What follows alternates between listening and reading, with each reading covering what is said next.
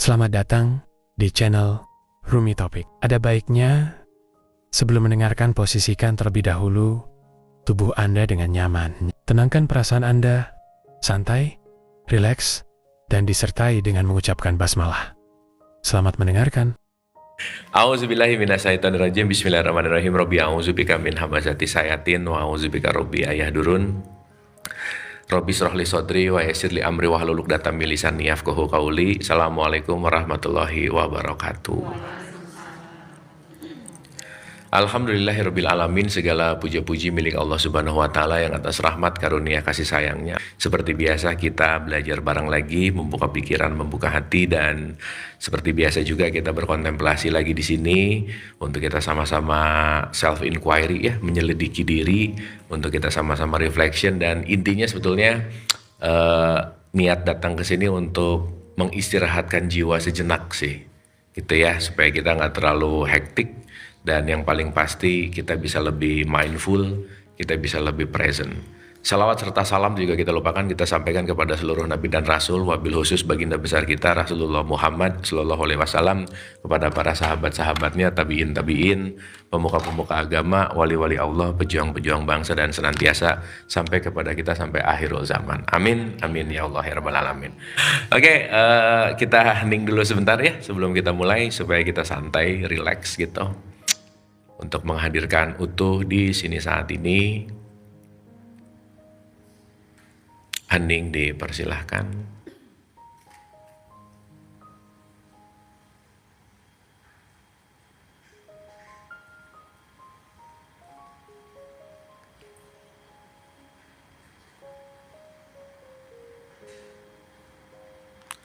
Al-Hadiniyah Al-Fatihah. A'udzubillahi minasyaitonirrajim. Bismillahirrahmanirrahim.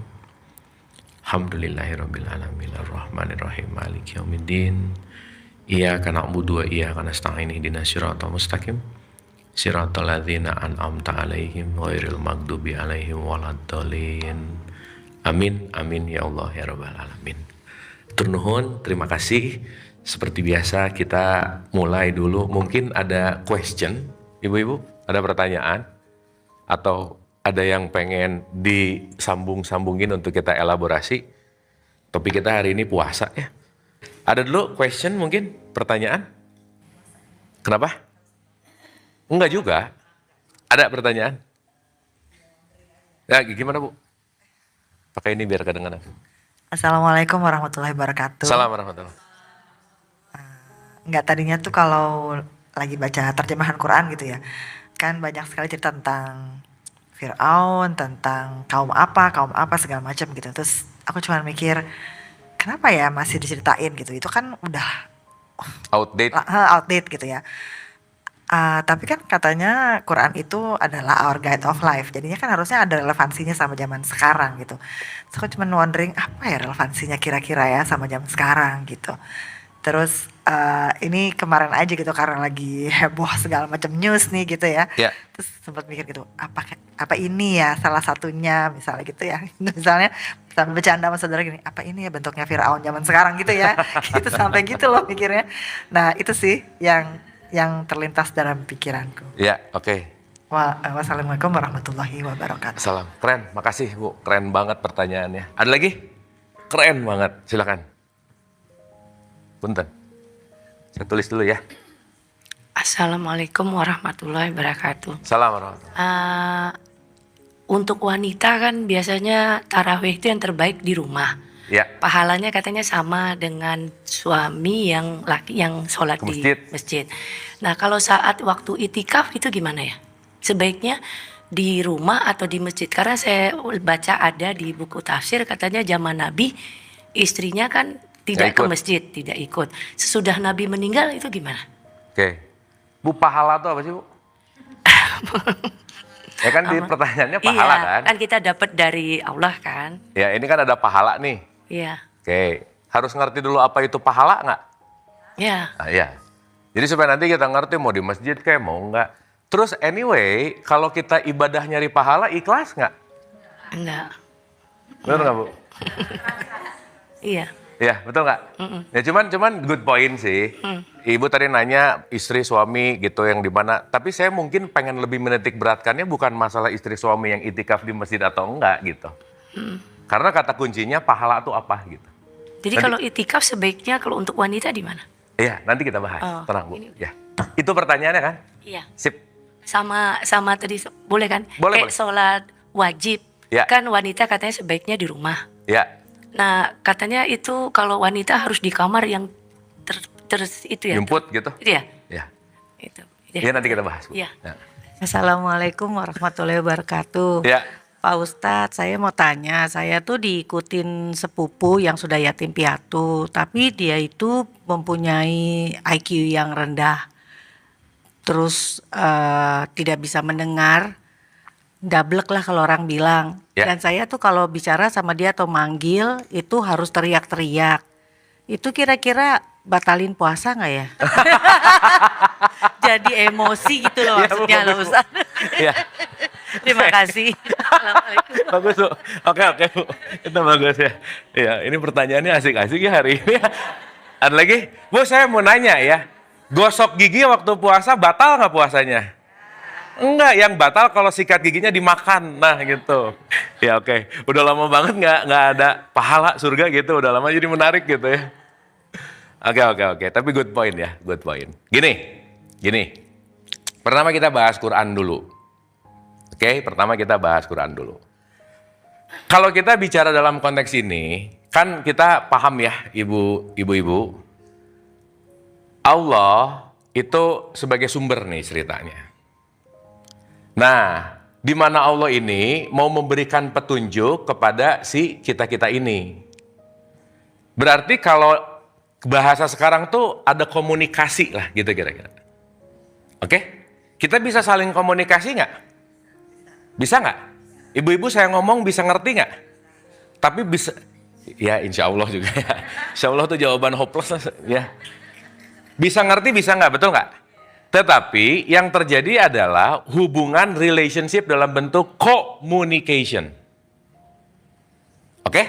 Nah sekarang saya tanya. Sesama kita komunikasinya pakai bahasa.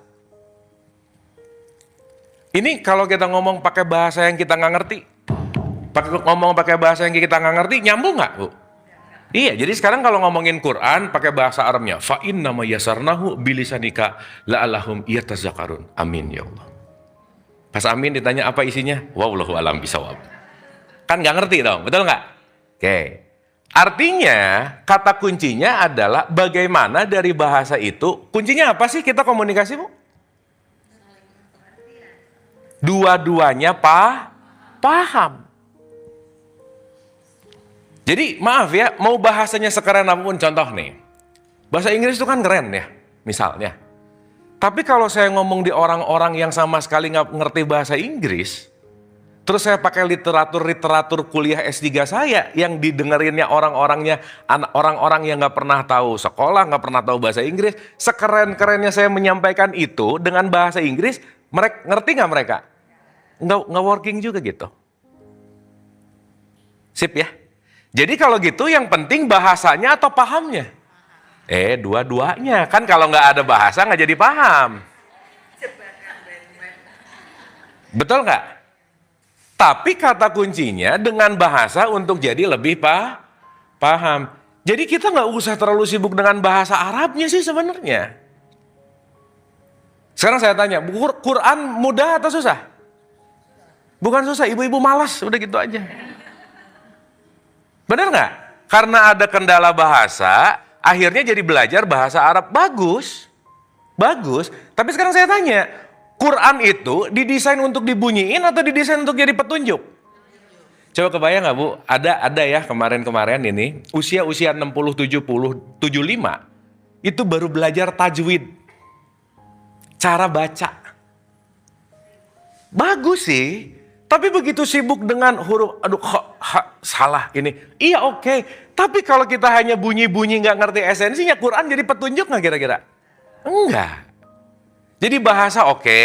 Tapi yang jauh lebih esensial, pengantarnya adalah bagaimana kita jadi paham. Sampai sini oke? Oke? Selama ini pendidikan di kita tentang Quran, bunyinya atau isinya? Bunyi. Makanya yang dilombain kan bunyinya. Musabakoh tilawatil Quran. Yang mentilawahkan, wah bagus banget, oke banget. Orangnya belum tentu Qurani kok. Betul nggak?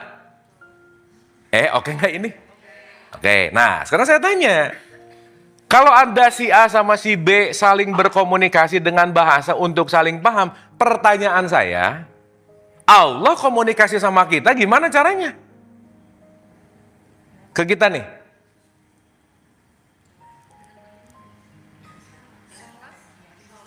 Salat. Maksudnya?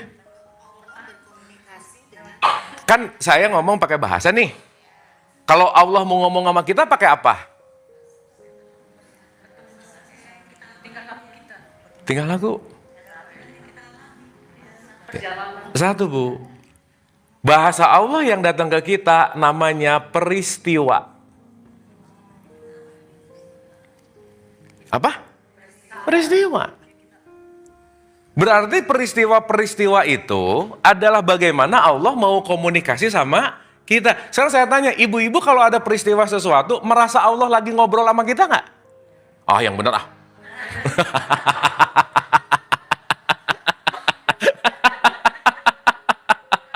Kan enggak.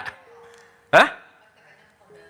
Ya qadarullah. Qadarullah itu kan kadarnya Allah.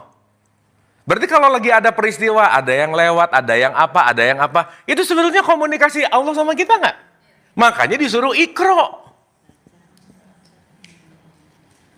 Ikro itu observe. Bukan baca, B-A-B, C-A-C, bahasa. Bukan. Observe, apa nih gitu. Ini kita detik ini lagi peristiwa nggak? Iya. Berarti setiap apa yang kejadian, bagaimana Allah memberikan pesan kepada kita lewat yang namanya peristiwa. Nah, peristiwa-peristiwa ini kalau dalam teologis Islam dilakukan melalui perantara yang namanya Nabi Muhammad gitu. Oke, sampai sini? Gini, peristiwa-peristiwa yang disampaikan ke kita diterima oleh satu utusan yang namanya Nabi Muhammad. Makanya Nabi Muhammad bisa menangkap peristiwa karena kecerdasannya matang. Karena apa? Kecerdasan yang matang dalam bahasa Quran disebut Jibril gitu. Ibu-ibu kalau nggak pakai akal nggak akan ngerti aja udah. Betul nggak? Sehingga akal perlu dipakai nggak? Selama ini baca Quran pakai akal nggak? Yang bener ah. Orang baca doang kok hatam. Harus ingat hurufnya. Pertanyaannya maknanya? Enggak. Nah, maksud saya, selama ini Quran ini nggak beneran dijadiin pedoman, tapi dijadiin hiasan yang suci gitu. Betul nggak? Saking sucinya, ditaruh di lemari aja paling atas, Bu. Habis gitu masih diplastikin lagi. Oke nggak sampai sini? Dapat? Berarti kalau kita pengen dapat petunjuk, Allah udah ngasih toolsnya nggak? Apa toolsnya? Akal lah. Maka ketika Nabi Muhammad menggunakan akal, akalnya aktif menjadi kecerdasan itu namanya Jibril, maka wahyu diturunkan oleh Jibril itu kecerdasan gitu loh.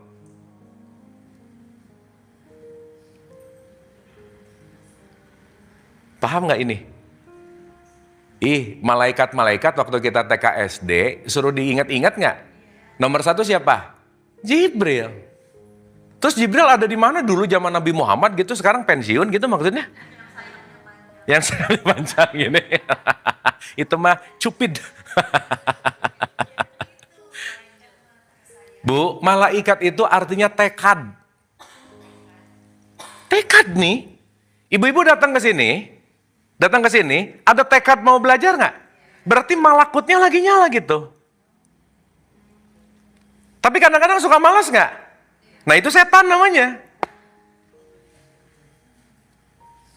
Berarti ini semua lagi terjadi dalam diri kita nggak kira-kira? Iya. Sampai sini oke? Sampai sini oke? Berarti dengan kecerdasan Nabi Muhammad melihat dan melakukan iqra, beliau dapat insight nggak?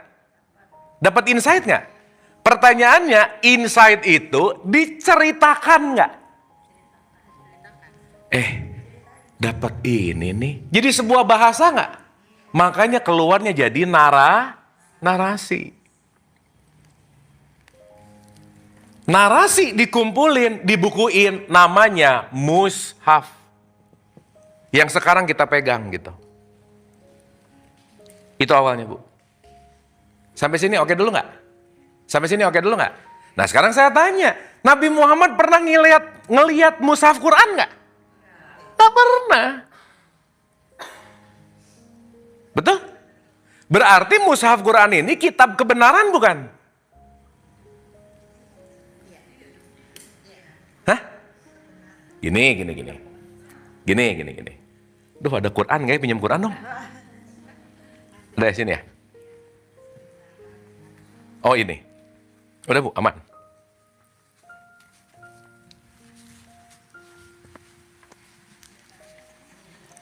Oke. Ibu-ibu, saya lagi pegang apa nih? Hah? Ih, masih di cover, kalau isinya komik bisa nggak? Bener nggak ini? Oke, berarti akan benar-benar tahu ini isinya apa kalau kita mengalami langsung nggak? Iya dong. Berarti buku ini, buku kebenaran atau buku informasi narasi? Informasi. Berarti ibu-ibu mau tahu buku ini benar atau enggak, gimana caranya? Dibuktikan. Iya dong. Masa alif lam mim zalikal kita boleh sadaqallahul lazim? Nggak tahu. Maha benar Allah atas segala firman-Nya. Yang mana yang benar? Pokoknya firman-Nya aja. Gimana?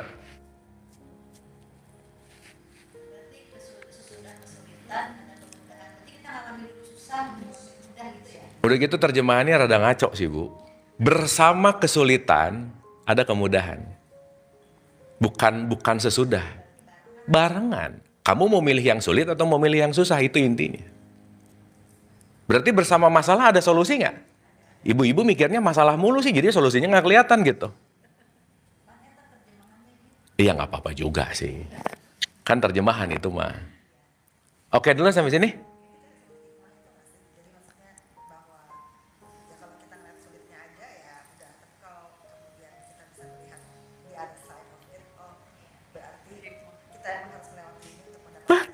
Sekarang pertanyaannya, kalau kita nggak punya knowledge, nggak pakai akal, bisa ngerti-ngerti gitu nggak? Iya, jadi baca mulu, hatam mulu gitu. Yang lucu, bukan lucu sih, nggak enak ngomongnya ya. Yang unik lah ya, unik. Nah, nih put words ya. Yang unik, orang habis hatam ngerasa solehah gitu loh Bu. Aduh, hatam.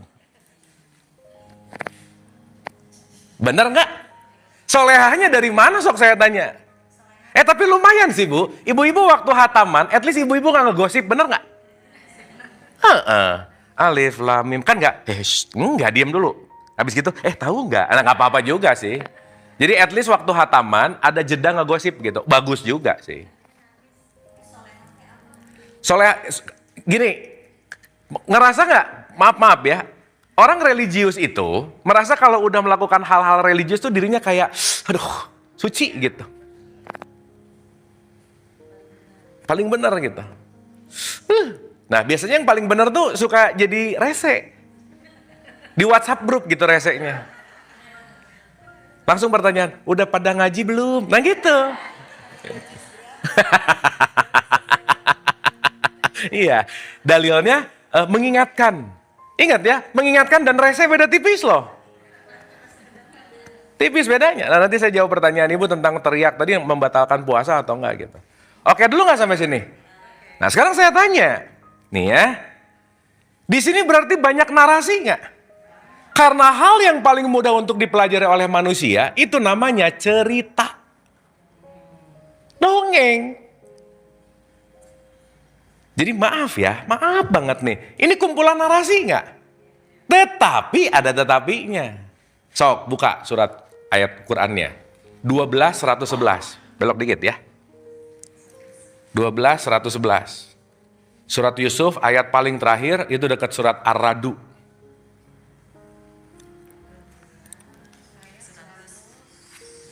Dua belas 111.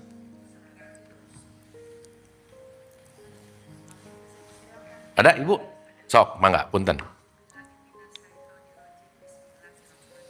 Ah.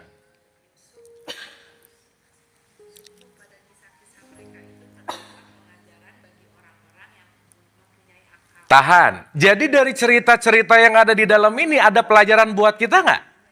Berarti waktu di ayat ini ngomongin Fir'aun, Fir'aun itu bukan ngomongin identitas tetapi ngomongin kualitas. Setan itu bukan ngomongin identitas tapi kualitas. Namrud semua itu lagi ngomongin bukan hanya identitas tetapi jadi kualitas. Nanti kita dalamin sedikit. Lanjut, Bu. Itu bukan cuma dongeng aja, karena kenapa? Kalau orang berakal baca dongeng, dia bukan menikmati dongeng, tapi dia akan masuk ke dalam dirinya, apa pelajaran untuk aku yang bisa aku lakukan saat ini gitu. Jadi ada reflection nggak kira-kira? Yes. Lanjut.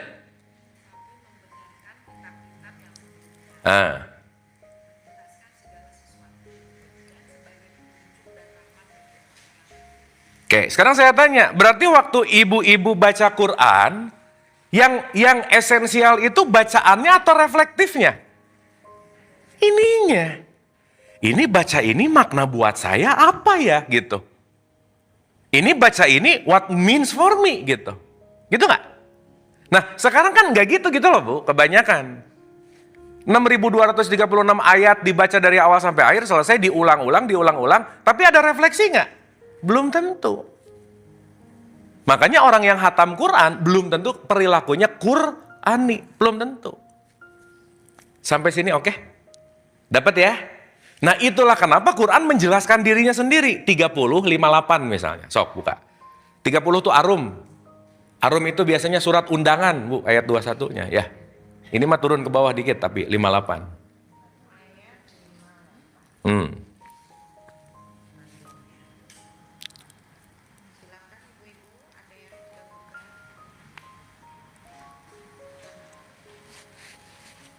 Ada?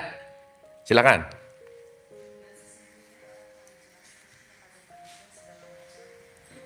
Segala macam apa? Berarti di si mushaf ini isinya apa? Berarti kalau perumpamaan metafora nggak? Kalau metafora berarti kira-kira apa yang ada di situ bisa relate sama saat ini nggak kira-kira? Gitu. Jadi kalau kita ngomongin dongengnya outdated, yes, tapi pelajarannya everlasting gitu. Gitu intinya. Berarti PR kita nggak mau menyelami ini? Iya dong. Karena nanti akan banyak pemaknaan gitu. Oke, sampai sini. Contoh metafora. Nih, contoh metafora. Ibu-ibu pernah dengar setan nggak? Pernah jadi nggak?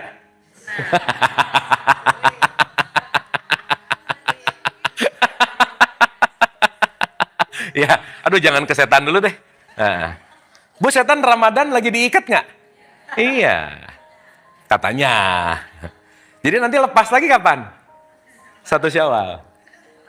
Jadi ibu-ibu maaf ya, Lebaran itu bukan hanya ditunggu sama kita, juga ditunggu oleh setan. Gua mau bebas gitu. Oke, saya mau bagi 2 nih. Ada identitas, ada kualitas. Ada identitas, ada kualitas. Contoh. Fir'aun itu identitas atau kualitas? Hah? Gini. Presiden itu identity atau quality? Gini deh. Identitas itu simbol, quality itu fungsi. Presiden itu fungsi atau simbol? Masa dua-duanya. Duh, ini beneran puasa ibu-ibu ya kayaknya ya. Bagus Bu, kelihatan puasa banget Bu. Gini. Prabowo, Pak Prabowo, simbol atau fungsi? Atau gini. Yang gak boleh hilang, itu fungsinya atau simbolnya? Berarti ini primary nih. Ini secondary, oke? Prabowo, itu simbol atau fungsi? Jokowi, simbol atau fungsi? Dua-duanya adalah Pak Jokowi pernah, Pak Prabowo sedang menjabat berfungsi sebagai Jadi fungsi presiden, simbolnya bisa siapa aja nggak? Nice, good, mantap. Oke? Paham nggak ini? Oke. Firaun, simbol atau fungsi? Fungsi. Karena Firaun yang jahat pada saat itu namanya Ramses III.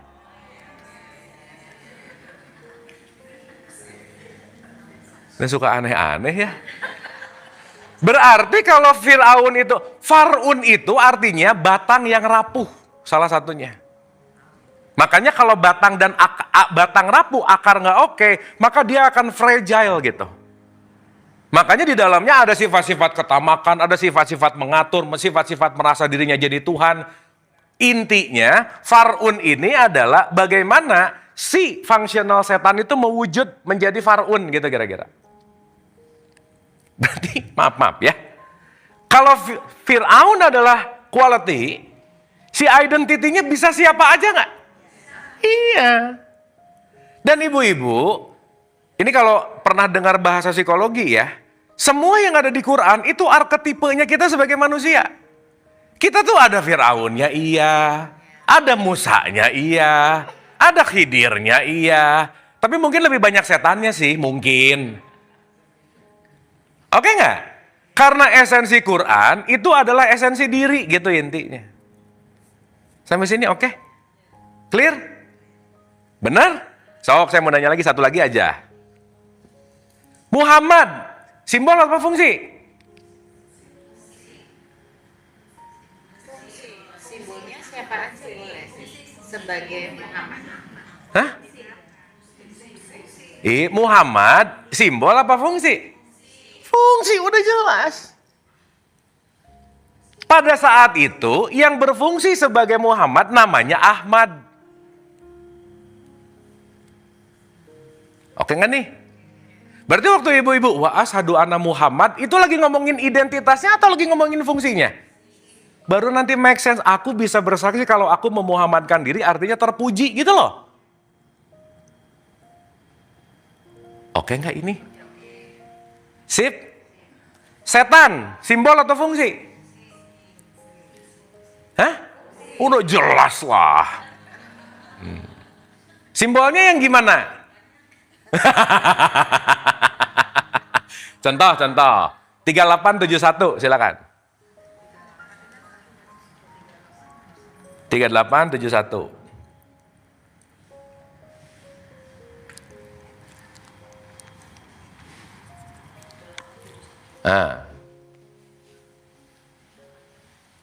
So.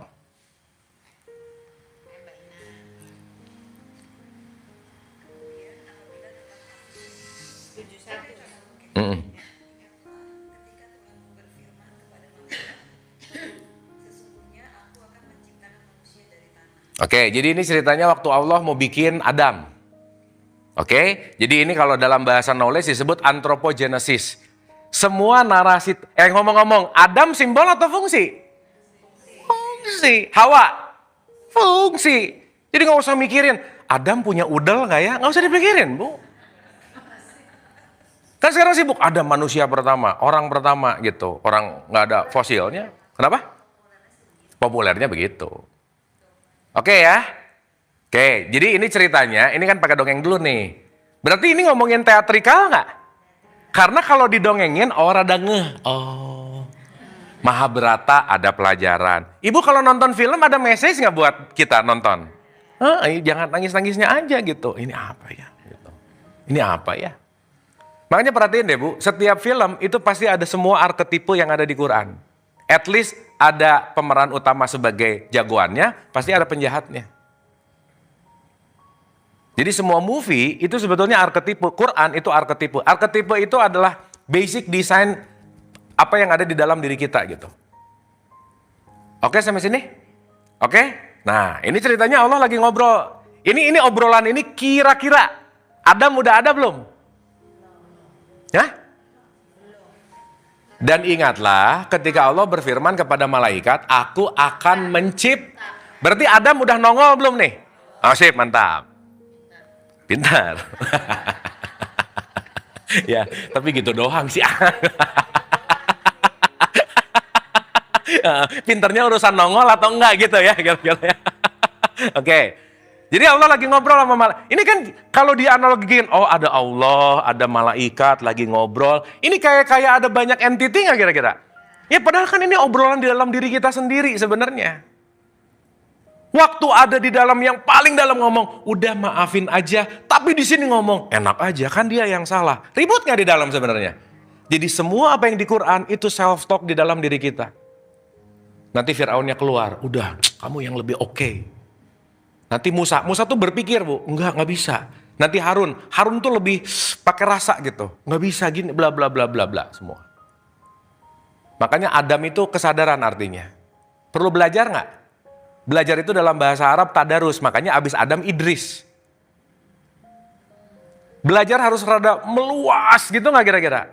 Makanya jadi lautan Nuh gitu. Kalau udah meluas, dapat petunjuk nggak? Petunjuk dalam bahasa Arab disebut hudan, makanya jadi hud.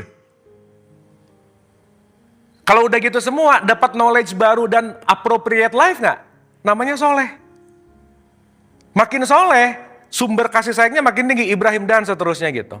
Nah ini kita datang ke sini satu-satu. Cerita Ibrahim. Cerita Musa. Habis itu sibuk ngomongin mukjizat. Diapalin. Padahal itu semua dari 1 sampai 25 arketipe yang ada di dalam diri kita masing-masing.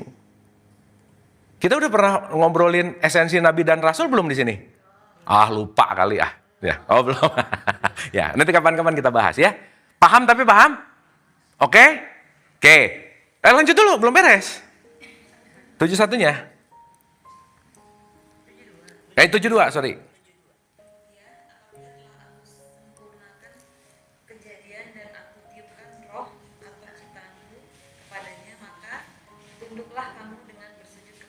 Oke, jadi ceritanya lagi morning meeting. Allah lagi ngasih blueprint. Bu, kalau apartemen mau dibuat, ada apartemennya dulu atau ada maketnya dulu? Nah, Allah lagi presentasi maket nih sama malaikat. Kat nih, tonton nih. Ya kan malaikat ceritanya kan. Kat nih, si Adam tuh gini. Ngerti nggak? Oke, nanti kalau ini jadi nih, ini produk gua nih gitu. Support dia. Oke, sampai sini? Maka Adam itu adalah kesadaran, malaikat itu adalah tekad dan kecerdasan gitu. Perlu ada tekad dan kecerdasan nggak? Iya dong, kesadaran doang nggak ada tekad, nggak ngapa-ngapain. Jadi ini sebenarnya lagi ngomong di sini nggak? Kalau kita memaknai itu sebagai sebuah perumpamaan yang update sekarang, ini dongeng ini jadi out of date nggak kira-kira? Enggak. Orang kejadian saat ini kok. Ibu-ibu punten ya, pernah nggak gini? Datang semangat banget, yes, oke. Begitu mau melakukan, besok lagi deh. Ada gitu nggak? Pernah nggak? Iya, nah itu tuh kayak gini kira-kira. Senin hidup baru, olahraga. Udah, wah minggu paginya siap-siap. Begitu bangun, minggu depan aja. Nah gitu kira-kira. Ditunda-tunda. Kenapa? Karena segala sesuatu pasti ada pasangannya. Lanjut dulu Bu. Semua ada pasangannya Bu, kecuali jomblo nggak ada ya. Lalu pada para malaikat apa? Sujud. Lanjut. Kecuali siapa? Nah, ini tadi iblis ada ngobrol-ngobrol nggak di awal? Tiba-tiba nongol nggak? Nah, malaikat yang membangkang namanya iblis gitu. Jadi iblis suka menggoda pakai baju malaikat nggak kira-kira? Iya, makanya jangan yang terlalu baik, terlalu nice. Hati-hati Bu. Iya, iblis tuh bisa pakai bajunya. Bahkan iblis bisa pakai bajunya Allah loh. Iya. Makanya Allah meridhoi iblis mengganggu kita. Bener nggak? Iblis dibolehin nggak ganggu kita? Iya, berarti atas izin siapa? Nah gitu. Pinter. Berarti iblis patuh nggak sama Allah? Manusia ada yang patuh, ada yang enggak gitu nggak? Jadi lebih mending jadi apa?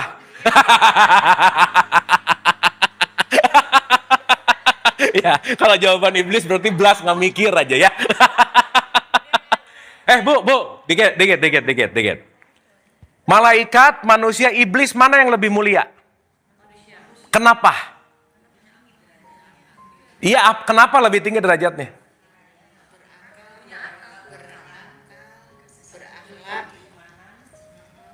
Semuanya deh. Ini nih. Dengerin pertanyaan, dengerin. Ulang ya, ulang. Kita spending time bahas ini boleh nggak? Karena nanti kalau ngomongin puasa, Ramadan itu poinnya cuma satu. Kita sadar untuk ngerem setan yang kejadian di dalam diri kita. Itu aja, Bu.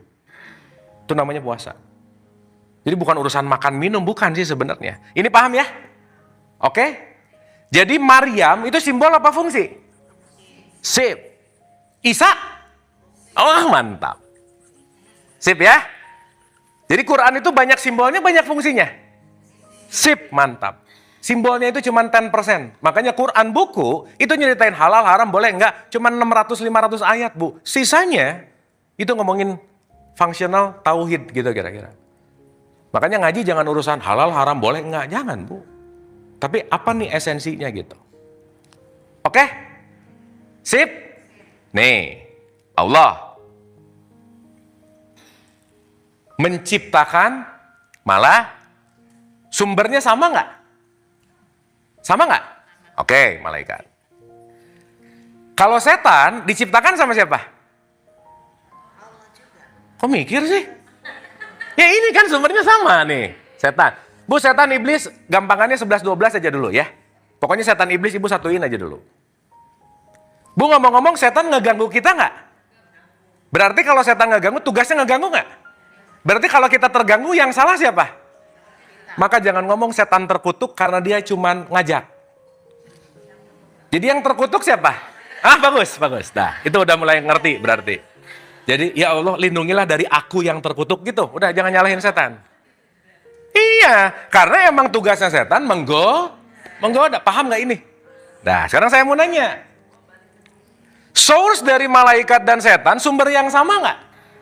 Sama? Di tengah-tengah ada manusia. Mana yang lebih mulia? Kenapa?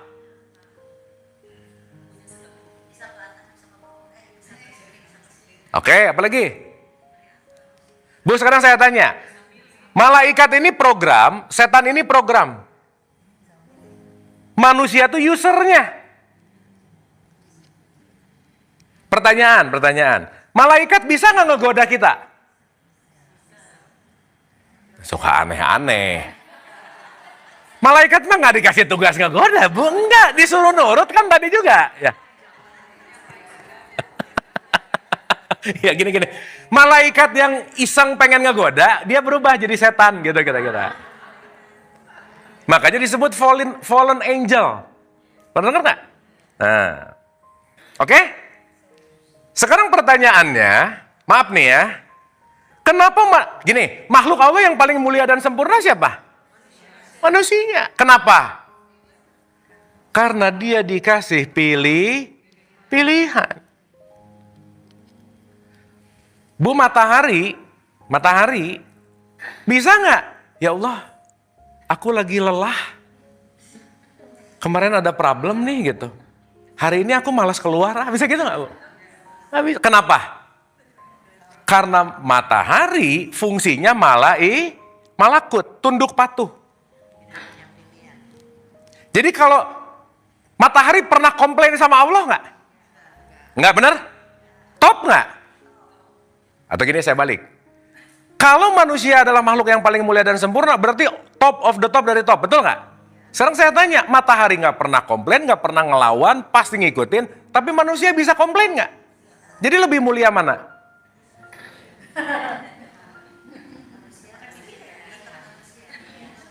Nah, kita tuh suka GR sih, Bu. Aku kan lebih mulia. Satu, malaikat untuk tunduk patuh sama Allah, dia nggak punya pilihan lain untuk tidak tunduk. Jadi kalau matahari ngikutin Allah terus, hebat nggak? Ya enggak tuh. Kenapa? Dia nggak bisa nolak masalahnya.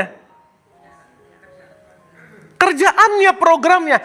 Setan, Bu, kalau setan bisa bikin surat resign sama Tuhan, dia juga capek kali, Bu, ngeganggu mulu tiap hari. Tapi emang tugasnya nggak? Jadi ketika setan menjalankan tugas Allah, pilihannya dia nggak? Enggak, sistem, program.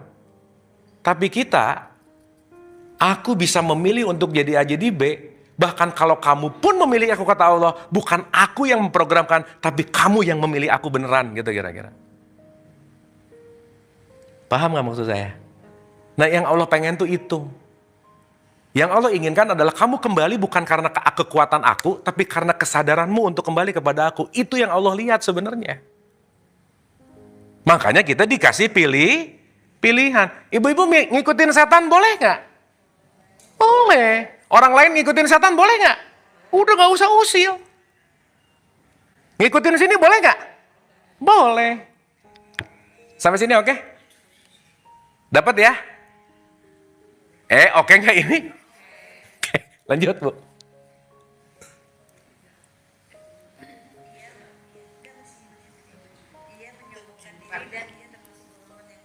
Dia menyombongkan diri, sombong. Dan dia termasuk golongan yang berarti pertanyaan saya, sombong dan kafir ini identitas, simbol, atau kualitas? Kualitas. Berarti saat ibu-ibu sombong, lagi memilih sifat apa tuh? Setan. Sampai sini oke? Oke nggak ini? Tapi saat nggak sombong, bisa menggunakan tekad, bisa menggunakan bajunya Allah juga nggak? Nah gitu. Dan tiap hari ini semua membisikkan di dalam diri kita. Kita mau wise memilih yang mana gitu kira-kira. Sampai sini oke? Sip? Jadi setan itu perilaku nggak? Sifat nggak? Malaikat itu tekad nggak? Ini semua ada di dalam diri kita nggak? Jadi semua cerita di situ saat kita memaknai dengan akal nggak jadi outdate. Dongengnya iya, tapi maknanya selalu update dimanapun kapanpun gitu kira-kira. Makanya Bu, maaf banget ya, ibu-ibu jangan fokus sama dongengnya mulu gitu loh. Cerita Nabi Nuh. Iya kan, udahlah jangan dulu mulu, ya barulah sekarang gitu. Sip ya, sekarang kita refresh gitu. Dulu memang tuh cerita, sok Bu. Peringatan-peringatan semua. Nanti nih, Idul Fitri ceritanya itu lagi. Idul Adha itu lagi. Ibrahim menuntun Ismail kecil. Dari umur saya TK ceritanya nggak ganti-ganti ini penceramah. Betul nggak? Makanya jangan ceramah sih sebenarnya, tapi update gitu. Bu ingat ya, nggak ada orang yang berubah karena sering dikasih ceramah, nggak ada Bu. Betul nggak? Karena ceramah cenderung nggak ngajak mikir. Ibu-ibu dari tadi rada-rada mikir dikit nggak? Sip. Lumayan ya. Oke, sampai sini. Dapat ya? Nah, sekarang saya luasin nih. Berarti godaan setan yang memanggil-manggil ada nggak? Ada. Saat setan mau ngegoda, rem. Itu namanya saum. Bu, saya tuh penggemar MU, Bu. Manchester United, Ibu tahu nggak? Meskipun kalah sih kemarin, tapi beberapa kemarin menang terus. MU kalau menang, itu puasa saya hampir mau batal karena saya sombong gitu, Bu. Wah, MU menang nih. Begitu mau sombong, diam. Itu namanya saum. Makanya di bulan puasa, kalau bisa ini si setan-setan diikat. Benci sifat setan bukan? Ya? Julid sifat setan bukan? Sok ibu-ibu, udahlah ya, pasti tahulah setan-setan itu pasti tahu. Benar nggak kira-kira?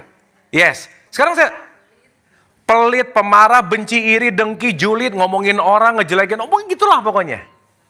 Itu hari-hari ada di dalam diri kita nggak? Nah, di dalam saum, sebisa mungkin kalau itu mau pop up nih, mau ceteng, diam, lagi saum. Kenapa? Karena semua sifat-sifat setan, itu bisa jadi sudah menjadi habits buat kita gitu. Paham nggak, Bu? Oke, sampai sini? Sehingga saat kita, Bu, banyaklah sifat setan tuh banyak. Sombong lah, pelit lah, merasa lebih baik lah, nyari kesalahan orang mulu lah, macam-macam. Pokoknya ibu tahulah yang hal-hal buruk. Pertanyaan, hal-hal buruk itu bisa jadi habits kita nggak? Perlu dirubah nggak? Perlu dibakar abis nggak? Perlu bumi hanguskan nggak?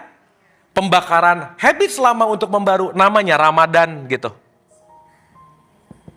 Karena Ramadan itu artinya membakar.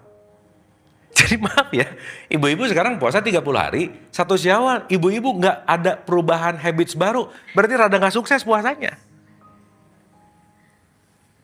Makanya ini sekarang cuma jadi bulan pesta kuliner, udah aja. Sip ya? Sekarang saya tanya, ibu-ibu mau ngerubah habits lama, perlu tahu habits yang jeleknya dulu nggak? Sok dicari. Itu kebiasaan kalau doa sama Allah gini nih, ya Allah ampuni semua dosa saya. Dah. Yang mana? Pokoknya semua ya Allah. Nggak tahu dosanya yang mana. Benar nggak? Sekarang kalau nggak tahu apa yang mau diperbaiki, bisa memperbaiki nggak? Nah gitu. Oke? Jadi bukan hanya urusan nggak makan, nggak minum, bukan. Tapi please do understand yourself. Apa yang sering pop up di pikiran? Apa yang sering keluar dalam bentuk kebiasaan? Yang kira-kira udah nggak baik, kira-kira udah nggak menguntungkan, cut off gitu. Oke? Oke nggak ini? Paham ya? Dah. Nih. Sekarang saya mau bagi 2 dulu nih. 1. Itu namanya konten. Apa, Bu? Yang kedua, namanya konteks. 1 apa? 1, konten itu cangkang, konteks itu isi. Sekarang saya tanya, nilai itu dari kontennya atau dari konteksnya? Value itu dari kontennya atau dari konteksnya? Nah, ini value ada di sini dong, quality. Betul? Contoh, ibu-ibu ngelihat saya lagi gini. Lagi apa? Belum tentu. Kalau niat saya lagi yoga, boleh nggak? Boleh nggak? Boleh. Jadi ibu hampir banyak salah melihat sesuatu karena ibu nggak ngelihat konteksnya. Betul nggak ini? Makanya segala sesuatu dikasih nama, itu bukan dari apa yang kamu lakukan, tapi dari niat yang kamu lakukan. Maka konten berkaitan sama jasad, syariat. Tapi konteks berlaku kepada jiwa atau tarekat. Maaf ya, puasa orang syariat, nahan makan minum. Tapi lebih dalam lagi puasa orang tarekat, menahan diri. Beda nggak? Beda nggak? Jadi kalau cuma nahan makan nggak nahan diri, berarti puasa level 1, anak TK nih di sini. Makanya makin ke sini kalau dalam perspektif Sufism ada puasa umum, awam, khusus bil khusus gitu. Tapi kalau Nabi Muhammad ngomong misalnya, banyak dari umatku cuman puasa, banyak umatku yang berpuasa, dia cuma dapat haus dan lapar. Jadi kira-kira puasanya untuk apa? Konten. Benar nggak? Oke? Ibu-ibu sekarang puasa demi konten, demi konteks yang mana? Iya, mau konten, mau konteks, nggak ada yang tahu. Makanya puasa itu so spesial di hadapan Allah kalau mau pinjam dalam teologis Islam. Kenapa, Bu, puasa so spesial coba? 1, Bu, ibadah yang nggak bisa diflexingin tuh puasa. Nggak bisa. Nggak ada bukti kita puasa atau enggak. Betul nggak? Sehingga konteksnya itu adalah isi, kontennya itu adalah kemasan. Sekarang ke pertanyaan tadi Ibu. Teriak. Teriak itu konten apa konteks?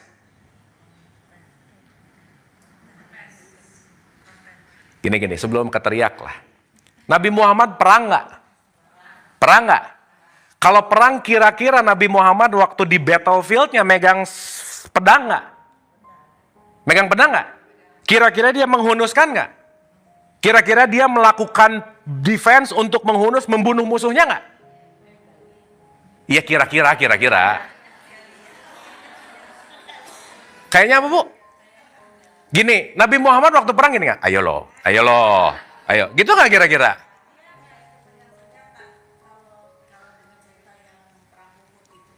Ya ini, ya udah nggak usah Nabi Muhammad lah, udahlah. Ya itu juga dongeng sama Ibu ya, sama. Ibu nggak percaya sama dongeng ini, tapi Ibu percaya sama dongeng ini, berarti cuma beda versi ya. Tar. Enggak, saya cuma pengen ngasih analogi. Waktu Nabi Muhammad menghunuskan pedang, itu kita ngeliat orang menghunuskan pedang, Nabi Muhammad menghunuskan pedang, dua-duanya menghunuskan pedang, benar nggak? Tapi beda konteksnya. Paham nggak? Sok buka surat 8 ayat 17. Surat 8 ayat 17.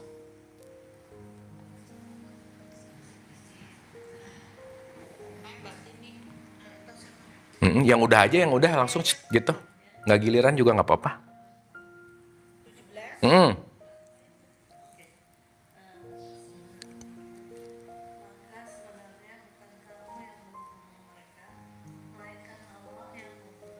Tuh, di situ dibilang bukan kamu loh ya, tapi itu aku. Benar nggak? Ini nih analoginya. Berarti waktu Nabi Muhammad membunuh, kira-kira membunuhnya pakai kebencian nggak? Enggak. Tapi konteksnya dikasih tahu, tenang, bukan kamu yang bunuh, tapi aku, quote and quote. Ingat ya, perumpamaan.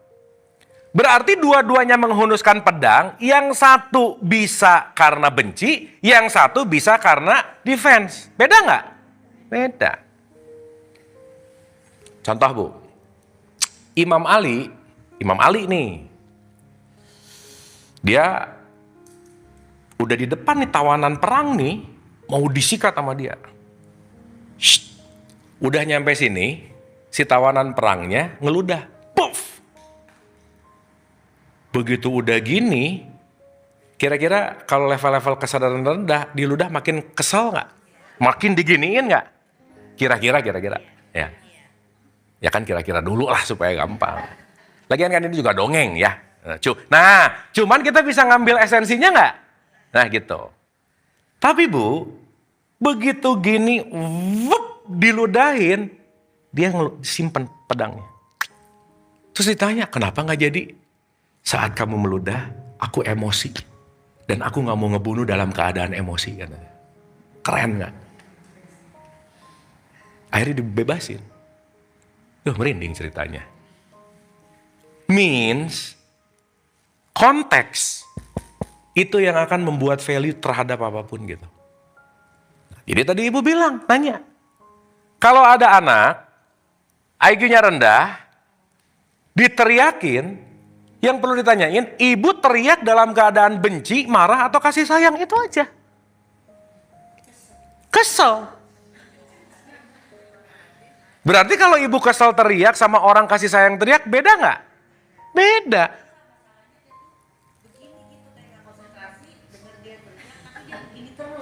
Iya, sekarang saya tanya, yang waras siapa?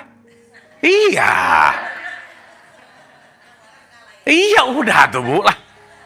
Iya, jangan aneh-aneh Bu ya. Sekarang Ibu, maaf ya, Ibu sekarang aduh gimana nggak enak ya, tapi pokoknya gini aja. Ini orang katakanlah gila gitu. Ibu kesal sama orang gila, yang lebih gila yang mana? Nah gitu. Paham gak maksud saya?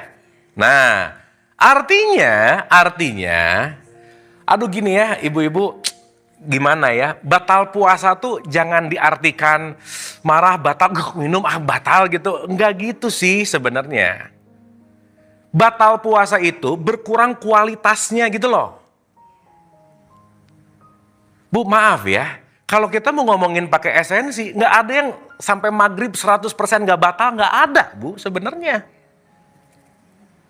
Dan ibu-ibu jangan menganggap bahwa batalnya puasa cuman gara-gara makan dan minum. Aku jadi batal. Enggak.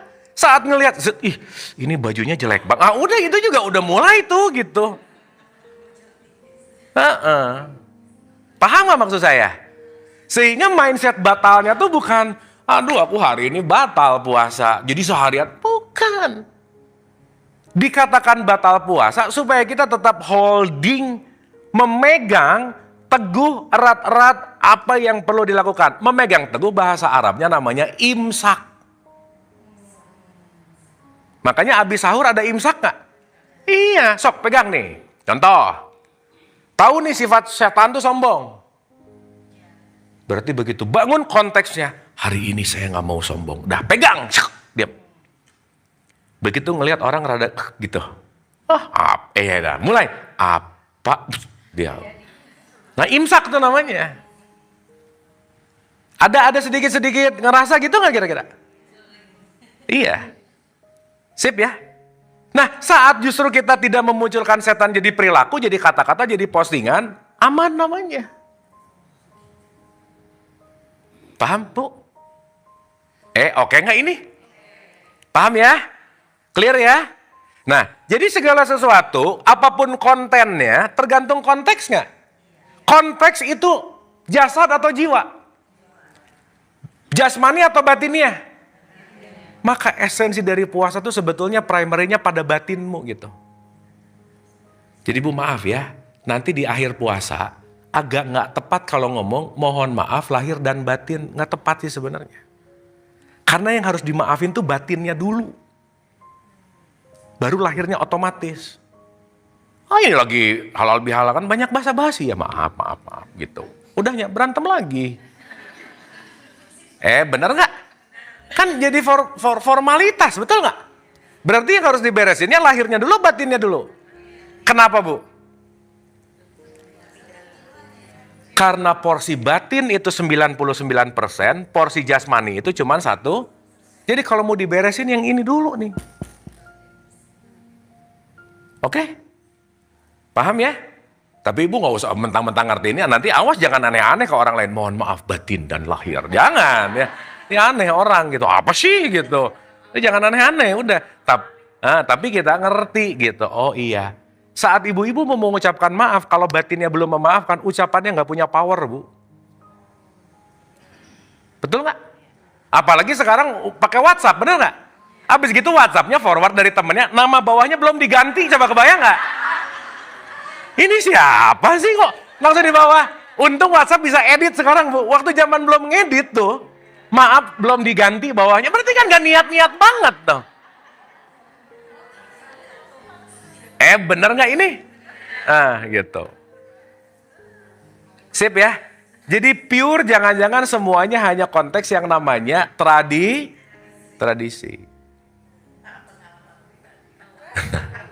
Enggak, ini sih saya mau observasi.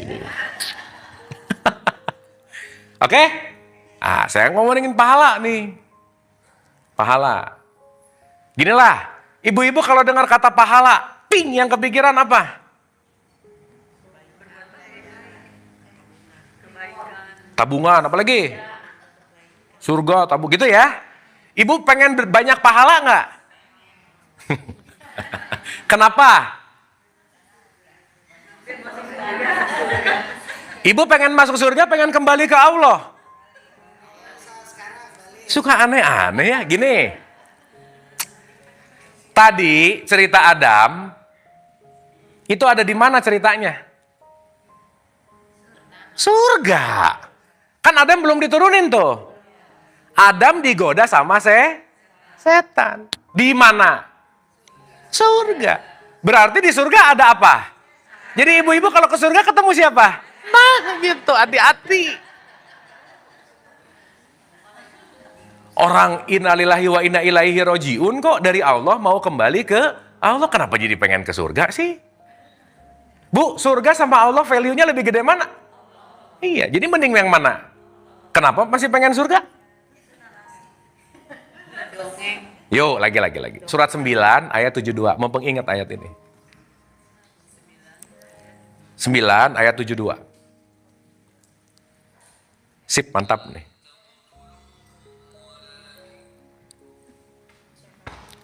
Sok siapa aja yang udah duluan? Ya. Allah telah menjanjikan kepada orang-orang mukmin, laki-laki dan perempuan. Allah menjanjikan kepada orang apa, Bu? Mukmin atau orang muslim? Berarti ini untuk orang Islam bukan? Untuk semuanya. Untuk orang yang karena orang Islam belum tentu ya jadi jangan GR dulu nih. Oh, buat gua belum tentu. Mukmin. Karena kita ini jangan-jangan Islamnya juga hanya di KTP. Makanya di sini statementnya mukmin. Kenapa ada kata-kata laki-laki dan perempuan? So, kenapa? Bu kalau ngaji suka rada-rada mikir-mikir gini nggak kira-kira? Ah yang bener ah. Taruh sih udah aja boro-boro. Ini kenapa ya? Kenapa nggak ada? Ya, habis gitu bunyi nggak ngerti isinya, betul nggak? Oke. Ayo, kenapa ada laki-laki dan perempuan? Why? Gimana? Feminin maskulin oke lah. Satu Bu, ingat nih. Pada masa Quran diturunkan, Nabi Muhammad itu ada. Masyarakat Arab itu menggunakan sistem patriarki di mana perempuan dianggap barang bukan manusia gitu. Paham? Makanya Quran ngasih tahu, ini berlaku buat perempuan juga ya. Kenapa? Karena perempuan juga manusia. Gitu loh maksudnya. Makanya dulu perempuan tuh nggak ada harganya, Bu. Anyway, nggak di Arab aja sih. Oke, sampai sini? Paham ya? Lanjut. Surga-surga yang sungai-sungai mengalir di bawahnya, mereka kekal di dalamnya. Oke, sekarang saya mau nanya. Ini mana yang lebih waras nih ya? Lebih pinter lah. Saya ditawarin kerjaan sebulan digaji 10 juta. Kerjaan sama. Corporate lain, ini corporate A. Corporate B bilang, Bu, gua hire deh dengan kerjaan yang sama, waktunya sama, dikasih 50 juta. Mending pindah nggak, Bu? Mending pindah nggak? Kenapa? Lebih gede. Ini kalau kita ngomongin angka ya. Ngomongin angka tok, ini kan variabelnya banyak. Kira-kira kalau kenyamanannya lebih oke, angkanya lebih enggak, tapi saya nggak milih dengan angka, rada-rada B360 nggak saya? Bego gitu maksudnya. Iya nggak? Iya nggak? Jelas-jelas lebih gede gitu, betul nggak? Lanjut Bu. Mereka kekal di dalamnya dan tempat-tempat yang baik di surga. Dan ridho Allah lebih besar. Ridho Allah berarti lebih gede surga, lebih gede ridho Allah. Jadi kalau ada pilihan surga dan ridho Allah, mending pilih yang mana? Ya terserah sih. Betul nggak? Sip ya. Nah makanya Bu, maaf ya. Level orang yang berpikir di kelas bawah itu senang banget dengan iming-iming, narasi, cerita, surga, pahala. At least untuk ngerjain dulu, bagus. Dogma doktrin pahala surga, iming-iming. Good point buat anak-anak TK, SD, SMP, bagus lah. Kan nggak mungkin saya datang, Kang Abu diundang di SDN 1 mana? Datang, adik-adik. Esensi Al-Quran adalah konteks, pusing anak-anaknya. Benar nggak? Tapi adik-adik sholat ya, kalau sholat nanti dapat pahala. Semangat nggak dia? Kenapa? Karena ininya belum matang. Akal yang matang dalam bahasa Quran disebut akil balig. Akalnya matang. Makanya balago itu, dewasa itu dalam Quran, potensinya di akal gitu.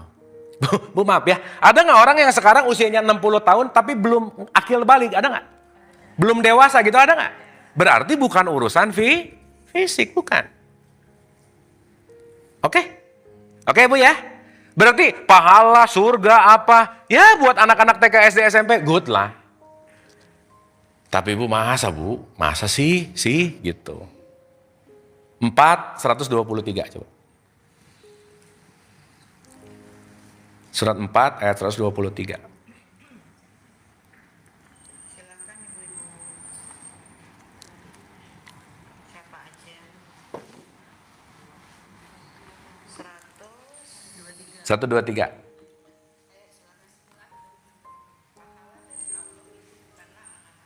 Tuh, pahala dari Allah bukan apa? Angan-angan tuh apa sih? Halu, Bu. Benar nggak?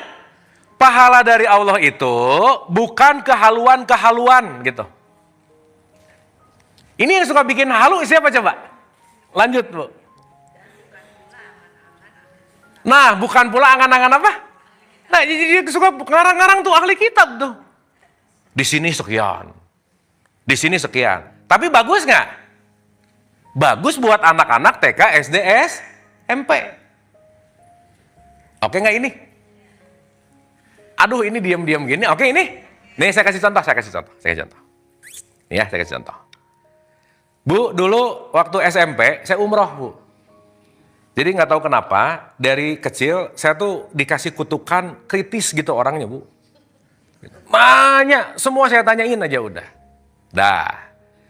Waktu SMP saya umroh. Otomatis kalau umroh pasti ke Masjidil Haram.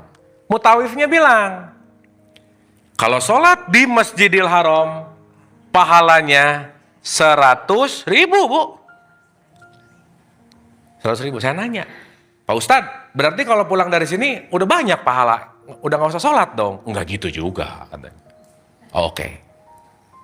Terus saya nanya, ini Masjidil Haram nih ceritanya. Tar. Yang 100.000 tuh di mana kalau sholatnya? Di sini. Kenapa? Ini wilayah Masjidil Haram. SMP nih. Terus saya nanya, berarti ini A nih, ini B. Ini Masjidil Haram, ini di luar. Beda selangkah ceritanya. Berarti kalau saya sholat di sini berapa? 100.000. Kalau di sini 1. Oke. Ini mulai rada nggak masuk akal juga ya nih segini. Ini beda cuman karpet hijau, karpet merah gitu. Gimana sih gitu? Ya udah. Waktu itu dikunyah aja terus gitu ya. Nanya, saya sampai ulang-ulang nanya, Bu. Jadi di sini berapa? 100.000. Jadi kalau bisa tekan di sini. Masuk di sini. Mau gimana juga. Terus saya jadi aneh. Orang pengen 100.000 tapi nyikut orang lain gitu. Kan rada aneh ya, Bu. Betul nggak? Konteksnya katanya Allah welas asih, tapi untuk pengen dapat 100.000 mau ngecup Hajar Aswad, wah, gitu kira-kira. Itu buat saya kemeksenan yang paling awal pernah saya dapat gitu kira-kira. Nah, karena emang orang tua saya tuh hobi umroh gitu, Bu. Ya hobi aja pokoknya umroh. SMA umroh lagi. Travelnya sama, mutawifnya sama. Jadi maksud saya, ya elah, tapi ya udahlah gitu. Jadi emang setiap umroh kepaksa aja, Bu. Sampai haji nggak tahu apa-apa, didaftarin tiba-tiba kamu haji. Ya udahlah, sip gitu. Nah, SMP kelas 2, SMA kelas 2, berarti 3 tahun, 4 tahun lah. Saya lupa 2 atau 3 gitu. Exactly the same person. Orangnya sama, situasinya udah lumayan rada beda, Bu. Kenapa? Waktu saya SMA, Masjidil Haram udah diperluas segini.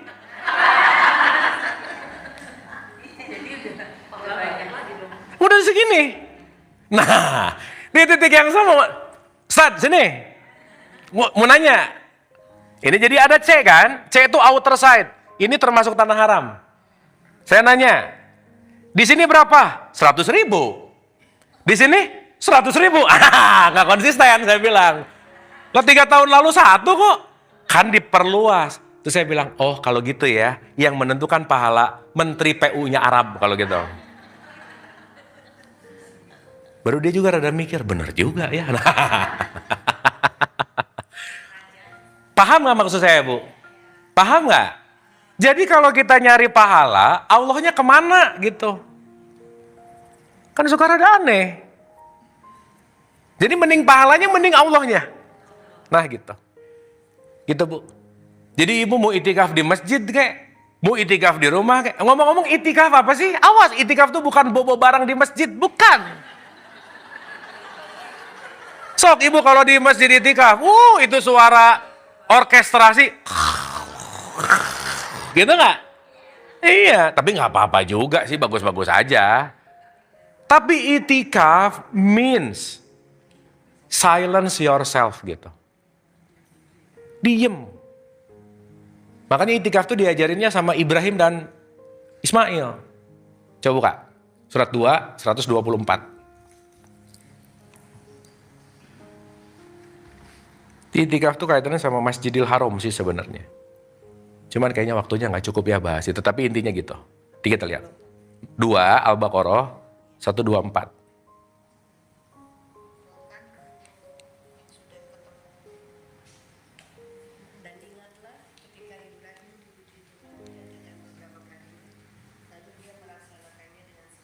Sip. Berarti saat ibu-ibu ada ujian dan melaksanakan, arketipe Ibrahim muncul nggak? Yes, makanya Ibrahim dibawa waktu sholat. Pass on. Ada ujian, I accept ya Allah gitu. Sip ya, lanjut.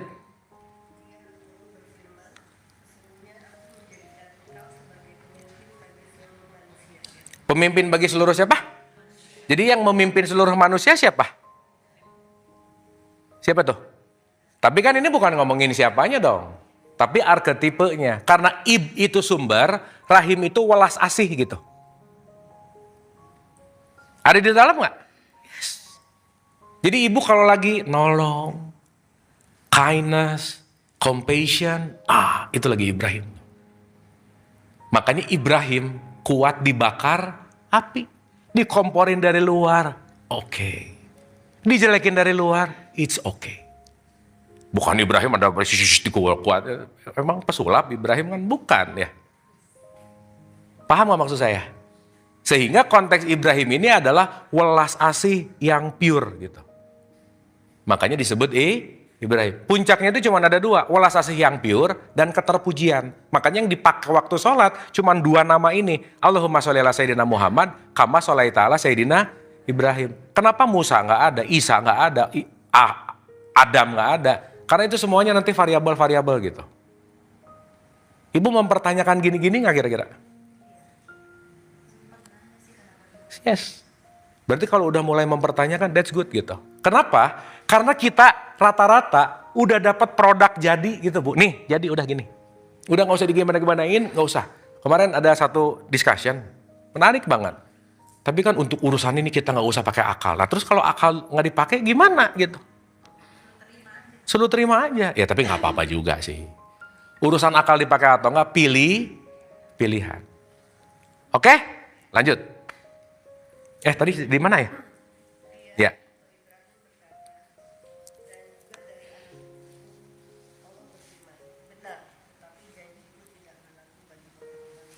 Lanjut. Dan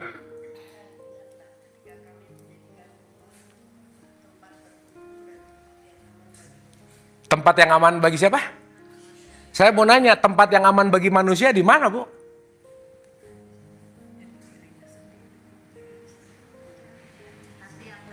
Yes. Jadi ini lagi ngomongin placing atau situasi jiwa kita? Gitu. Jadi Baitullah di sana atau di sini? Yes. Karena kalau disebut Ka'bah yang di Mekah, Masjidil Haram yang di Mekah, sendal hilang kok. Kan gak aman-aman banget berarti. Betul gak? Secara Baitullah syariat di sana, tapi Baitullah hakikat ada di sini. Kontennya ini, tapi konteksnya ini, gitu maksudnya. Jadi ibu-ibu kalau mau menuju Baitullah, perlu jarak gak sebenarnya? Ini gak usah ngantri puluhan tahun, enak. Tapi syariatnya, pergi ke sana. Paham? Lanjut. Bukan makam sih, makom. Makom itu apa artinya, Bu? Makom itu artinya level. Bukan makam, bukan ya. Kalau makam namanya tanah kusir. Kalau makom namanya compassion.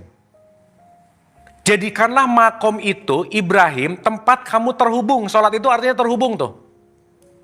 Lanjut. Nah, Ismail itu apa, Bu? Ismail itu dari kata sam'a, artinya kamu mau mendengarkan. Karena kalau kamu jauh lebih banyak dengar, lebih nggak banyak ngomong, kamu akan dapat banyak insight. Berarti disuruh diem nggak? Yes. Makanya Ismail digambarkan anak yang sabar nggak kira-kira? Karena he want to listen Ibrahim. Anyway Bu, dalam case tertentu mendengarkan itu nggak mudah. Betul nggak? Makanya skill mendengarkan, skill si Ismail tadi tuh, itu sulit kalau kita nggak mau dengerin tuh nggak bisa. Ya, lanjut. Tahan, disuruh bersihkan apa? Bu, tempat sujud yang disebut rumah, yang disebut masjid, secara hakikat di mana? Bukan tubuhmu. Ini masjid nih. Ini tempel kita nih, tempat ibadah kita tuh ya ini. Berarti disuruh bersihin ini nggak kira-kira? Yes. Di dalamnya ada jiwa, masuk ke dalam ada batiniah ruh, bersihin ini semua gitu. Lanjut.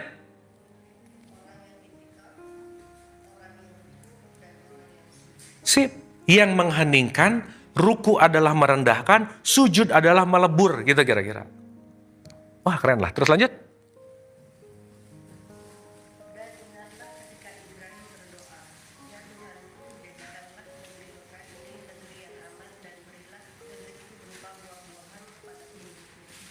Oke, tahan dulu ya. Ibu-ibu kira-kira kalau Ibrahim itu batiniah kita, kalau batin ibu-ibu tenang, tubuh rileks nggak kira-kira? Jadi kalau ininya oke, semuanya ini oke banget gitu. Oke sampai sini? Berarti itikaf bukan masalah datang ke masjid yang itu, bukan. Tapi masuklah ke masjid sejatimu untuk kamu menelaah jiwamu, untuk kamu belajar, at least ada di ruangan, ya ayat Tuhan nafsul mutmainah, untuk menenangkan jiwa. Makanya disuruh hening. Maaf, di masjid fisik boleh nggak? Di rumah boleh nggak? Makanya tadi Bu, di tempat terpencil itu maksudnya kalau bisa jauh dari mana-mana karena cuma perlu waktu me time antara aku dengan Allah gitu kira-kira. Dan ini bukan urusan placement sih. Aduh jadi rada serius gini kita ngaji ya ibu-ibu ya. Oke sampai sini? Jadi sekarang saya tanya, itikaf boleh di rumah nggak? Di kamar nggak? Di masjid nggak? Esensinya, konteksnya apa? Itu aja ibu tanya sama konteksnya. Karena kontennya mau di masjid, mau di rumah, yang menentukan value adalah bukan konten atau tempat, tetapi konteks gitu. Sama apa? Nyepi, ya. Nyepi, uzlah, hening, retret, terserahlah penamaannya. Tapi penamaan itu hanya akan jadi konten kalau tidak kita memberikan di dalamnya adalah konteks gitu. Oke Bu, sip, paham ini? Dapat ya? Jadi puasa sekali lagi kalau kita kaitkan ke Ramadan, bagaimana kita semua lebih menelaah dirinya mana potensi-potensi yang kira-kira nggak oke perlu direm gitu aja Bu kira-kira. Bu maaf ya, kita bisa tahu jeleknya kita perlu orang lain nggak? Iya, sok diperhatiin orang ngomongin apa tentang aku. Oh oke. Bukan untuk jadi nggak enak bukan, tapi diobservasi. Oh kayaknya, oke, diolah. Akhirnya kita punya, oh kayaknya aku gini deh. Nah udah tuh semuanya. Itu yang disebut ikro sih sebenarnya. Sip ya? Clear? Sekarang saya tanya, ibu-ibu udah mulai tahu nggak sifat jeleknya apa sekarang? Nah udah sip, bagus. Berarti akhir Ramadan harus turun nggak? Bu ingat ya, Ramadan itu konten atau konteks? Hah? Ramadan itu konten atau konteks? Tergantung. Kalau yang 30 hari namanya konten, yang seumur hidup namanya Jadi yang 30 hari ini kontennya. Berarti apa? 1 Syawal, ibu jangan berhenti Ramadan gitu maksud saya. Awas 1 Syawal pelit lagi. Iya, seumur hidup. Termasuk zakat. Masa zakat cuma bayar di bulan Ramadan? Itu zakat bukan bayar 2,5%, bukan loh ya. Itu mah syariatnya. Ini nanti kita bahas. Oke? Sip. Jadi kapan kita puasa Bu? Sip. Kapan kita Ramadan?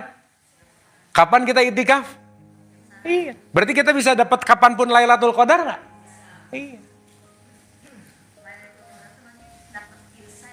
Lailatul Qadar itu mendapatkan vokal yang terakhir.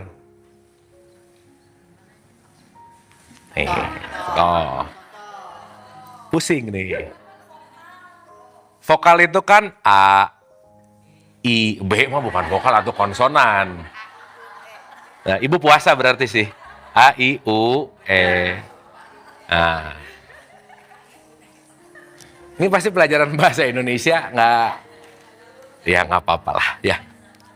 Nah, 4 yang awal ini wilayah setan. Yang terakhir itu wilayah yang terakhir itu wilayah Lailatul Qadar. Jadi kalau ibu-ibu masih ngeluh namanya. Ya rada-rada julid lah. Ngebully. Nah, ada rada-rada. Tapi kalau udah, once kalau udah, ini Lailatul Qadar namanya. Ibu dari tadi ada nggak? Ada bright moment yang dapat nggak? Berarti ada enlighten nggak di situ? Itulah yang disebut Lailatul Qadar.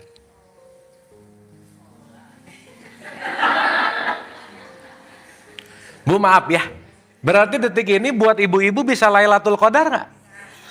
Tapi nggak usah cerita. Ibu pulang dari sini ke temannya nanti yang nggak ikutan sini, aku Lailatul Qadar barusan ya. Nah, wah udah, beres. Ingat loh, yang ngerti-ngerti ini cuman 1%. Berarti banyak yang nggak ngertinya nggak? Iya, yang waras itu tadi. Udah ngalah aja gitu. Sip ya? Paham ya? Sip ya? Lagi, Bu tadi kita baca ayat-ayat Quran nggak? Dapat insight nggak? Ada kemungkinan nggak keluar ayat-ayatnya dikerjakan? Ya at least ada niat-niat lah ya. Sok ada niat lah misalnya. Oke? Saat ibu ngerjain ayat tadi, berarti Quran sudah jadi hidup nggak? Itu namanya nuzulul Quran. Quran yang turun jadi perilaku gitu. Itu harus nunggu nanti nggak? Enggak lah. Masa nuzulul Quran? Lailatul Qadar hanya ada di tanggal ganjil. Bu kalau puasanya beda, tanggal ganjilnya beda nggak? Pusing loh nentuin Lailatul Qadar. Aku tuh kemarin aku tadi. Besok. Karena aku puasanya telat gitu. Kan jadi cap-cip-cup ya. Kayaknya kemarin.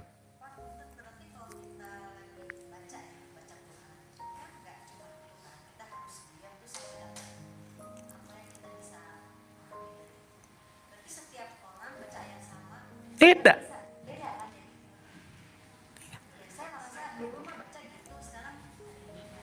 51 ayat 8 coba buka.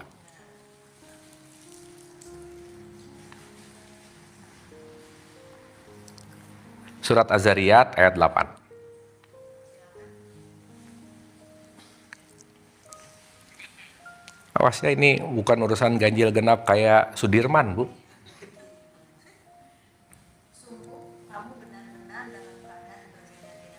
Udah selesai. Pendapatnya beda nggak? Wadahnya beda nggak? Tapi nggak usah ribut gitu. Karena nanti sesuai kapasitas. Nggak usah baca Quran, Bu. Ini tadi saya ngomong dari titik 1 sampai detik ini. Beda-beda nggak? Ya, ibu nggak usah ngerti semua, nggak apa-apa sih. Tapi yang butuh pas, jelek, dalemin di situ. Nggak usah semuanya ngerti. Gitu. Nah, saat kita fokus di tempat wadah yang dibutuhkan, grow up di situ gitu. Oke? Ya. Ini related dengan yang Kang sampaikan tadi ya, bahwa untuk membaca Quran. Coba, punten. Oh ya, makasih. Untuk membaca Al-Quran sebagai seorang muslim, kita kan harus memaknai dari setiap yang kita baca. Nah sekarang ini kebetulan sepupu saya muslim, masuk muslim tapi menikah dengan bule. Nah setiap tahun konflik selalu datang. Dan dia kebetulan di waktu SD sampai SMA di sekolah Muslim. Yang dia dapat berupa dogma dan dongeng. Nah, waktu dia akan menikah dengan si bule itu, dia diyakinkan oleh si bule bahwa saya akan menjadi imam yang baik dengan belajar dan masuk sebagai seorang muslim dan melaksanakan yang namanya sunat, etc. Nah, kemudian dalam beberapa tahun setelah punya anak, itu si bule suaminya ini tidak pernah sholat, tidak pernah baca Quran, tidak pernah sedekah, tidak pernah apapun yang memang diharuskan sebagai syariat Islam. Nah, setiap tahun sepupu saya selalu bergejolak. Dia pengen suaminya betul-betul menjadi imam dalam keluarga. Yang menjadi pertanyaannya dia, kalau dia bertanya kepada suaminya, kenapa kamu nggak sholat, kenapa Baba? Dia bilang, saya bisa lebih memaknai daripada kamu yang muslim. Dia membaca Arab itu dalam bahasa Inggris. Dan menurut dia tidak perlu sholat ataupun membaca. Ataupun sampai ke Mekah atau umroh haji, menurut dia is impossible. Dia bilang gitu, karena saya bule. Kalau saya di sana ketahuan ini karena memang bukan Arab. Nah, yang menjadi pertanyaan, sepupu saya setiap tahun dia suka menangis karena dia puasanya sendirian. Nah, terus dia kemarin sempat tanya, coba dong tolong ditanyain ke Kang Abu. Saya sebagai istri muslimah, dia harus bagaimana menyampaikan kepada suaminya bahwa dia itu pengen sekali-sekali, yuk sholat dong jadi imam saya. Gitu loh. Terus doa apa yang bisa membuat suaminya lebih open minded dalam hal Islam? Gitu. Oke. Makasih. Sepupu ibu ya? Yang jelas nomor satu, sepupu ibu lagi kena program namanya judulnya kena prank, Bu ya. Kan dijanjiin tapi nggak jadi ya. Ya. Gini. Itu sama anak TK ngobrol sama profesor, Bu, yang nggak akan nyambung lah. Yang satu childish, yang satu di level yang nggak mau turun gitu. Jadi kalau mau bicara harus gimana? Satu aja. Tunjukkanlah bukan dengan dalil dan ajakan, tapi rubahlah akhlak dan perilaku. Itu aja, Bu, yang paling penting. Orang yang sholat bukan masalah ngajak sholat, tapi sholatnya jadikan perilaku, maka akan berubah vibrate-nya gitu. Nah, artinya apa? Ya, yang satu jangan TK-TK amat, yang satu jangan profesor-profesor amat, ketemulah di titik tengah nanti gitu. Karena yang satu mungkin dogma doktrin banget, yang satu mungkin logik banget gitu. Gitu. Dan yang nomor 3, yang perlu disadari adalah itulah jalan hidup, langkah atau skenario yang memang perlu dihadapi. Jadi urusannya diterima aja. Gitu. Dan yang terakhir adalah sadar bahwa yang milih si bule kan kamu. Ini adalah konsekuensi. Konsekuensi yang perlu diterima. Konsekuensi yang yang nggak bisa ditolak gitu intinya. Jadi semakin kita pengen ngerubah orang, semakin kita nggak akan pernah menemukan titik tengah gitu. Sementara itu dulu, Bu. Ya. Iya, betul. Ya makanya tadi saya bilang, anak TK ketemu profesor gitu. Yang satu nggak tahu apa-apa, yang satu ngerasa gua profesor gitu. Ini vice versa ya, maksudnya bisa terjadi sama semuanya gitu. Bisa, Bu. Dan yang terakhir, Bu, bilangin sama sepupunya, nggak usah khawatir, temennya banyak yang gitu, Bu, udah aja. Santai aja gitu, ya. Udah banyak yang kayak gitu. Intinya adalah stay in the middle gitu. Gitu ya. Karena power yang paling besar tuh bukan masalah ritualnya, tapi perilaku yang berubah karena latihan ritual. Bukan masalah sholatnya, tapi after sholat, kejimunkannya turun. Itu kan powernya di konteksnya gitu.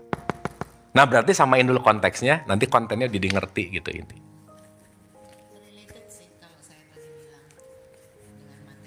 Iya, dua-duanya perlu pengertian gitu. Oke? Sip ya ibu-ibu ya. Kalau habis ini saya haus minum, batal ibu-ibu yang nanggung dosa saya ya.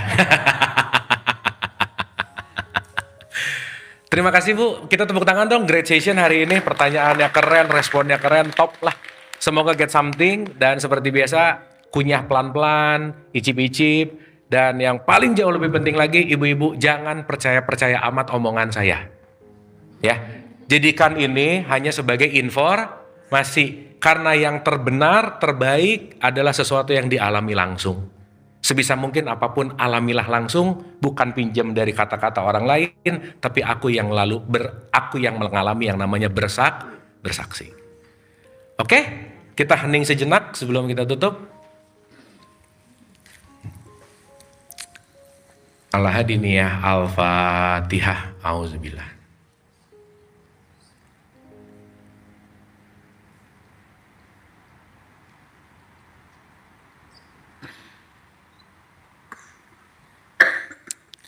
Allahumma rabbik firli wali walidayya warhamhuma kama rabbayani shaghira.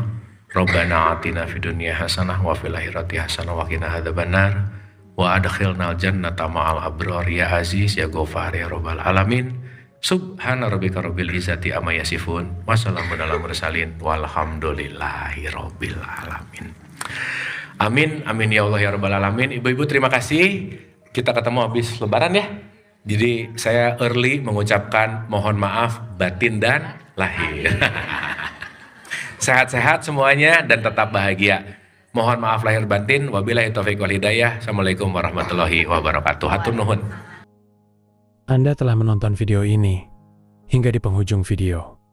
Semoga video ini bermanfaat untuk Anda, serta dapat menjadikan diri Anda lebih baik dari hari kemarin. Nantikan video kami selanjutnya. Terima kasih.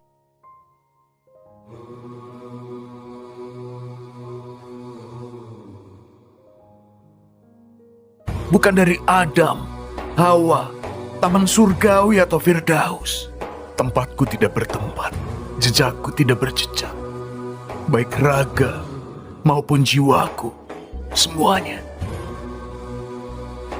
adalah kehidupan kekasihku.